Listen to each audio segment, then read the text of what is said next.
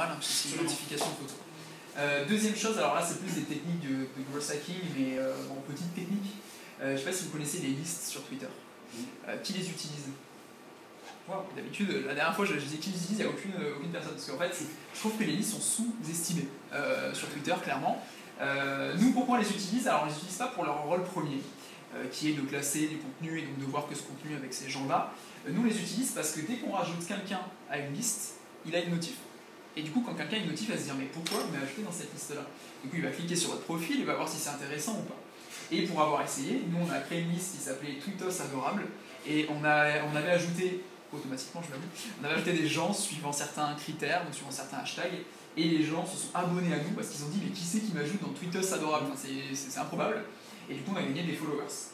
Dans le même sens, sur LinkedIn, quand vous allez voir un profil, enfin plutôt l'inverse, quand quelqu'un vient voir votre profil et que vous avez la notif, généralement on va voir qui c'est, en mode pourquoi il est venu voir mon profil. Ce qui fait que derrière vous allez peut-être vous connecter avec cette personne-là, mais ça c'est aussi automatisable. Mais là je reviens sur la partie bot, c'est hyper dangereux. C'est-à-dire que j'ai déjà discuté avec certaines personnes qui se sont fait bloquer leur compte LinkedIn parce qu'ils utilisent trop les bots. C'est-à-dire qu'il y a des bots en fait qui peuvent aller voir des pages à votre place, il y a des bots qui peuvent envoyer des messages à votre place, il y a des bots qui peuvent tout faire, donc les bots sont des robots. Mais le problème c'est que LinkedIn le sait, et d'ailleurs que ce soit sur Twitter, que ce soit sur Instagram, sur tous les réseaux sociaux, ils sont en train d'être hyper durs avec tout le monde. Il y a certains de nos concurrents qui se sont fait couper l'accès. Je pense à Crowdfire entre autres, parce qu'ils faisaient de l'unfollow, follow, unfollow, et ils se sont fait couper l'accès Twitter. C'est vrai que nous, quelque chose qu'on fait et qui est très important, c'est qu'on essaie de respecter, enfin, on respecte au maximum toutes les CGU, parce qu'on peut se faire couper les accès du jour au lendemain, partenaire ou pas. Donc, je dirais même plus, pour les invites, nous on fait beaucoup d'invites manuels pour des clients depuis des années.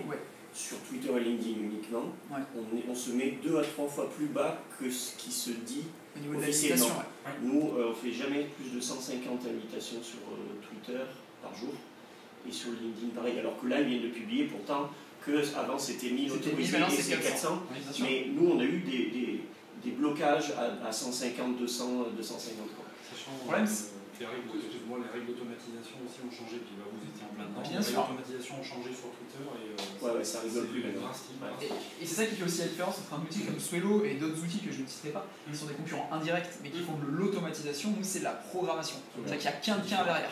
Et c'est différent parce que automatisation, il y a un flux RSS qui arrive, et petite anecdote, il y a un de nos concurrents qui fait ça, c'est son métier de faire ça, de l'automatisation, qui avait relié le flux RSS de French Web, je ne sais pas si vous connaissez, c'est un site. Sauf qu'on a eu une interview dans French Web, et du coup, sur leur compte Twitter, il y a un de nos articles qui est paru. C'était très drôle, j'ai adoré ce moment-là. Et ça c'est un très bon moment.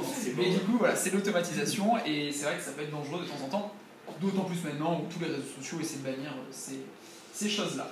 Sur Facebook et LinkedIn, alors ils fonctionnent au niveau algo, ils fonctionnent un peu pareil. La première chose que je vais vous dire, c'est créer une team et liker rapidement de manière naturelle. Alors, comme l'a dit Anthony, quand un post est publié, je vais prendre un post perso pour l'instant, il est en haut de la page de tout le monde. Enfin de tout le monde, on va dire de 10% de vos amis, voire de 2% de vos amis, de X% on va dire. Il va être en haut, ok. Et puis, il va descendre. Sauf que, pourquoi il descend? Parce que c'est l'algo. Sauf qu'il y a des moyens pour le faire remonter et pour qu'il ait plus de visibilité. Il y en a deux, c'est les deux premiers qui sont cités. Premier moyen, c'est de créer une équipe sur Messenger. Alors, quand je dis une équipe, c'est créer en fait une conversation plusieurs, avec des ambassadeurs, et je vais vous dire pourquoi c'est important, qui vont liker votre post, enfin les posts les plus importants de votre page. Qu'est-ce que ça va faire? Imaginez, je publie un article, enfin un post à 10h. Je demande à mes ambassadeurs, écoutez, là, c'est une grosse fonctionnalité, est-ce que vous pouvez, s'il vous plaît, liker le post le plus vite possible? Ils vont y aller, ils vont liker, la Facebook il va dire, waouh, ça intéresse 10% de la communauté, donc je vais le montrer à 20%. Sauf que, pourquoi je dis faire attention? Parce qu'il va montrer ce post-là à plus de monde, mais qui ressemble à ceux qui ont déjà liké. Donc ne demandez pas à votre équipe de le faire. Parce que nous, typiquement, sur nos 7, il y a 3 développeurs, si c'est que des développeurs qui like, le post va être montré à que des développeurs. Alors que nous, notre cible, c'est les community managers, les social media managers. Donc ça, c'est la première chose.